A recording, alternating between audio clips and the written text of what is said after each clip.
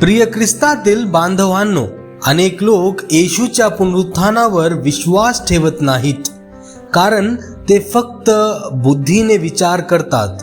पण पुनरुत्थान हे बुद्धीने नव्हे तर विश्वासाने समजू शकतो. पुनरुत्थान म्हणजे फक्त मृत्यूनंतर उठणे नाही, ते विश्वासाने जगलेल्या जीवनाचे फळ आहे.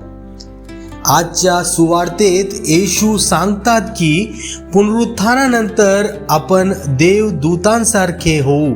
मृत्यूचा आपल्यावर अधिकार राहणार नाही आणि देव हा जिवंताचा देव आहे. अब्राहम, इसहाक आणि याकोब देवाजवळ जिवंत आहेत, कारण देव आपल्या लोकांना कधीच सोडत नाही. प्रिय मित्रांनो, हीच आपली आशा आहे. पुनरुत्थानानंतर आपण साधे नाही तर देवासमोर अतिशय मौल्यवान आणि तेजस्वी होऊ. म्हणून आपला विश्वास निष्ठेने जगा, जेणेकरून आपणही एके दिवशी ख्रिस्ताच्या पुनरुत्थानात सहभागी होऊ शकू. देव आपल्याला आशीर्वादित करो.